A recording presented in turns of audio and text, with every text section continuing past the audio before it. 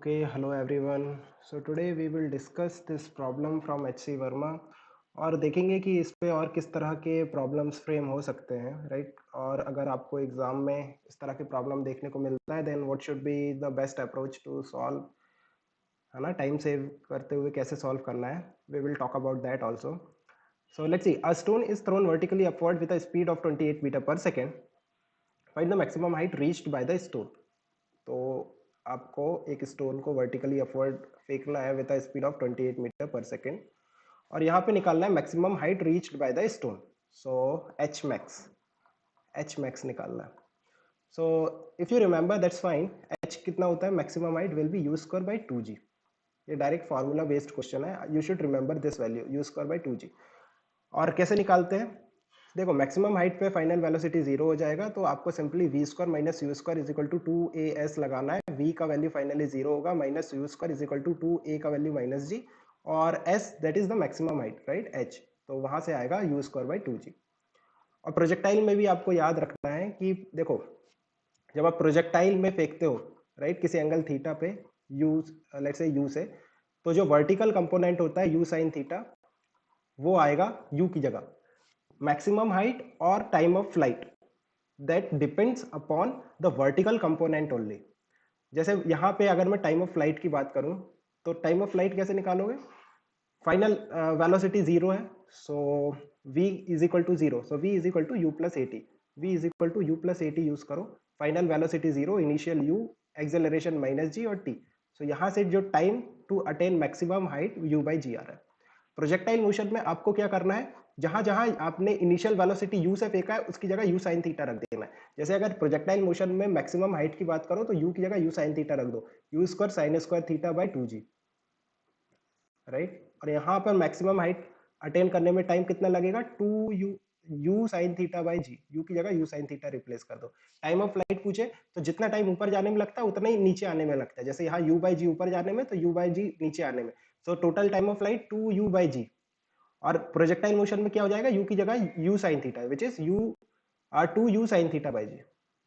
Maximum height and time of flight depends upon the vertical component of the motion, right? Fine. So और क्या पूछा है? Find the maximum height हो गया. Find its velocity 1 second before it reaches the maximum height. Okay, so 1 second before निकालना है हमको. जैसे ये इस तरह से कुछ मोशन है, सो टाइम ऑफ फ्लाइट यहाँ पे u बाई जी है, यहाँ पे फाइनली उसकी वेलोसिटी जीरो हो गई, और 1 सेकेंड पहले मतलब u by g minus 1 second. ठीक है, यहाँ पे मुझे निकालना है कि मेरे जो ऑब्जेक्ट है उसकी स्पीड कितनी है. सो उसको u1 कह देते हैं. u1 कैसे निकालूंगा मैं? u1 is equal to u plus a t, right? Actually ये v है. v कितने टाइम के बाद का? u by g minus 1 second के बाद का मुझे v निकालना है, final velocity. So u plus a t से निकालता हूँ. u plus what is a, that is minus g, right? Downward में अगर आपका एक्सेलरेशन है तो आपको क्या लेना है? That is actually retardation. Negative acceleration means retardation. a into t, time की जगह आप रख दो u by g minus one. So यहाँ से देखो कितना आ रहा है, u minus u plus g, so वो आ रहा है g मीटर पर सेकेंड. ठीक है, सो एक्चुअली ये न्यूमेरिकल वैल्यू है. g मतलब ये 9.8 मीटर पर सेकेंड आ रहा है. मैंने g ऐसा कंफ्यूज नहीं होना कि g एक्सेलरेशन है, no, this is speed. Upward जो स्पीड आ रही है वो है. एक्चुअली अगर आप यहाँ पे देखो ना तो आप डायरेक्टली बता सकते हो कि 1 सेकेंड पहले यहाँ पे स्पीड कितनी होगी. यहाँ पे आप देखो g कितना है. g होता क्या है?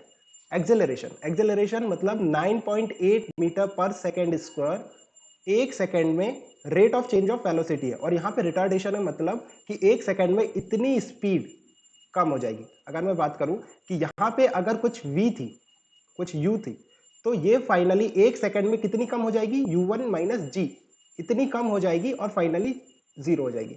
अगर ये g कम होने के बाद जीरो हो जाती तो ये फाइनली इनिशियली g ही रही होगी. अगर यहाँ पे g रहती, 1 सेकेंड में कितनी कम होना है?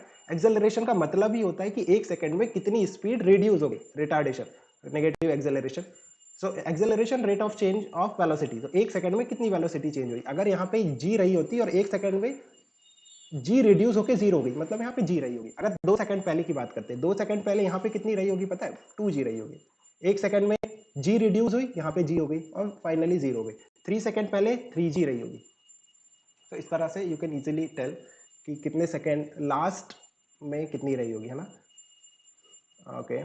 Does the answer of part B changes if the initial velocity is more than 28 meter per second, such as 40 or 80? No, answer will not change. You can say last जो 1 second है, देखो वहां पे लिखा हुआ है कि velocity 1 second before it reaches, तो 1 second before it reaches में g आएगा, 2 second before it reaches 2g, 3 second before it reaches to the maximum height 3g आएगा.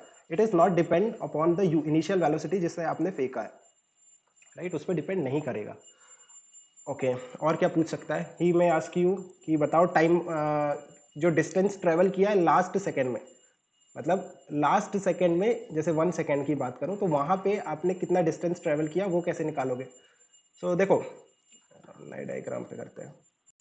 यहाँ पे लास्ट 1 सेकेंड में ऊपर जाते टाइम जैसे t इज इक्वल टू, ये यहाँ पे u बाई जी था और यहाँ पर था u बाई जी माइनस 1. सो यहाँ पे वो पूछ रहा है कि लास्ट 1 सेकेंड में उसने कितना डिस्टेंस ट्रेवल किया, लेट्स से s1.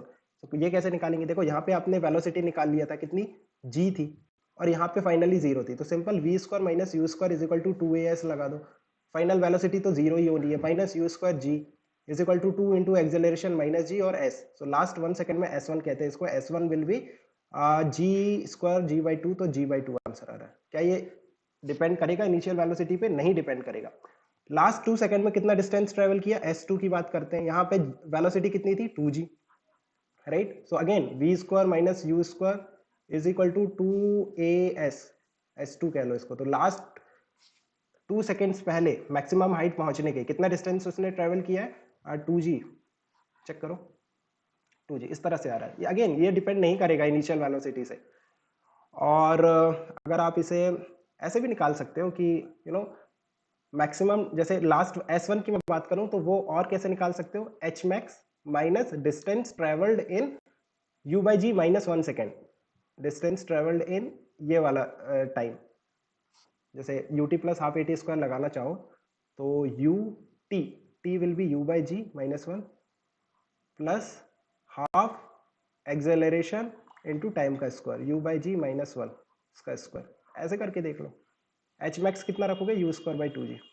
इसे सॉल्व करना सेम आंसर आएगा, बट ऐसे करोगे तो ये देखो कैलकुलेशन लेंथी हो जाएगा. सिंपल आप यहां से करो. और अगर मैं कहूं इसका और भी शॉर्ट मेथड है, देखो ऐसा करो, let me take some example. जैसे मैं कह रहा हूं कि वो मैक्सिमम टाइम, जो time of maximum attaining maximum height है वो 5 सेकेंड है.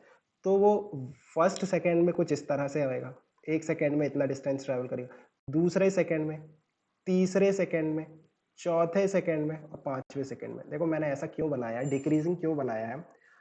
यू कैन सी यहाँ पे वेलोसिटी, लेट मी 1 2 3 4 5 6, वो पहले सेकेंड में 1 से 2 गया, वो बड़ा होगा जब वो दूसरे सेकेंड में 2 से 3 जाएगा. ऐसा मैं क्यों कह रहा हूँ? देखो v square minus u square is equal to 2as करोगे तो s जो है वो डिपेंड करेगा इसके डिस्टेंस पे. ऐसे नहीं समझ आएगा, ऐसे देखो h is equal to u t plus half a t square की बात करें, हाफ ए टी स्क्वायर की, तो जब 1 to 2 जाएगा तो आप u क्या लोगे? जब u1 है, u1 मतलब इनिशियल वेलोसिटी, तो वो ज्यादा होगी. जितनी ज्यादा इनिशियल, जैसे u2 will be lesser than u1 और u2 बड़ा होगा u3 से. तो इस तरह से अगर इनिशियल वेलोसिटी ज्यादा है, देखो टाइम तो हर बार 1 सेकेंड हो रहा है, टाइम के वैल्यू कांस्टेंट है, a की वैल्यू माइनस जी वो भी कांस्टेंट है, everything will depend upon you. तो यू नो वेलोसिटी ऊपर जाते जाते डिक्रीज करती जाएगी और वो फाइनली 1 सेकेंड में कम डिस्टेंस ट्रेवल करेगा. और ये जो पाथ है ना ये सिमेट्रिक होता है. अगर मैं कहूं कि ये 1 सेकेंड में t इज इक्वल टू 1 से, जैसे आपने t इज इक्वल टू 0 पे फेंका था, तो t is equal to 1 second पे आपने फेंका था, तो ये t is equal to 0 second पे यहाँ पर था, t is equal to 1 second पे यहाँ पे था, t is equal to 2 second पे यहाँ पे था, t is equal to 3 second पे यहाँ पर था, t is equal to 4 second पे यहाँ पे था, और t is equal to 5 second में फाइनली मैक्सिमम हाइट अटेन कर लिया. अब ये जब नीचे गिरेगा ना तो इसका देखो, इसका किस तरह से आपको दिखेगा. जब ये नीचे की तरफ गिरेगा तो t is equal to 6 second पे कहाँ होगा पता है? यहाँ पे t is equal to 4 second पे था, तो ये t is equal to 6 second की पोजीशन है, t is equal to 7 second की, t is equal to 8 second की, now you can further divide 9 और ये finally t is equal to 10 second पे यहाँ आ जाएगा. मतलब जो डिस्टेंस इसने ट्रेवल किया है 1 second before attaining the maximum height, that will be same as it will cover after 1 second. Means falling once attained maximum height, then again it will start falling. तो जब 1 सेकेंड में जितना distance travel करेगा वो same है जब last किया था. तो अगर हम ऊपर से टाइम की बात करते हैं, जैसे लास्ट 1 सेकेंड में कितना डिस्टेंस ट्रेवल किया या फिर कितनी स्पीड थी, तो वो उसे आप कैसे एनालाइज कर सकते हो कि 1 सेकेंड में आप ऐसा मान लो कि आपने u इज इक्वल टू 0 देके किसी स्टोन को ड्रॉप कर दिया, तो वो 1 सेकेंड में कितना डिस्टेंस ट्रेवल कर रहा है, या फिर 1 सेकेंड बाद उसकी कितनी वेलोसिटी आ गई. तो जब फ्री फॉल होगा तो वो ऑफकोर्स यू पे डिपेंड नहीं करेगा. मतलब जब आप टाइम ऊपर की तरफ से मेजर कर रहे हो कि लास्ट 1 सेकेंड में कितनी वेलोसिटी है, लास्ट टाइम में कितना ट्रैवल कर रहा है, तो वो आप डायरेक्टली कहाँ से निकालो कि आप फ्री फॉल कर रहे हो और 1 सेकेंड में कितनी वेलोसिटी होगी और कितनी डिस्टेंस ट्रैवल करेगा. जैसे अगर मेरे को वही क्वेश्चन वापस करना हो कि लास्ट 1 सेकेंड में कितनी वेलोसिटी है, तो यहाँ पे जो v5 ऊपर की तरफ है वही v5 डाउनवर्ड होगी और उनका मैग्नीट्यूड सेम होगा. लाइक यहाँ से निकालो u प्लस एटी करो, u plus eighty. So initial velocity 0 plus acceleration g downward into time 1 second. So g downward. तो यहाँ पे g upward थी. Okay, I think it's clear. So okay, और मैंने जहाँ पे g लिखा ना वो मैग्नीट्यूड के जैसे यूज किया है कई जगह पर, है ना. So okay, if you have any confusion you can contact me on the telegram. The link will be given in the description. Okay, if you further want to discuss any other question you can send that also to the group. Okay, then take care. Best of luck for your exams. Keep working hard.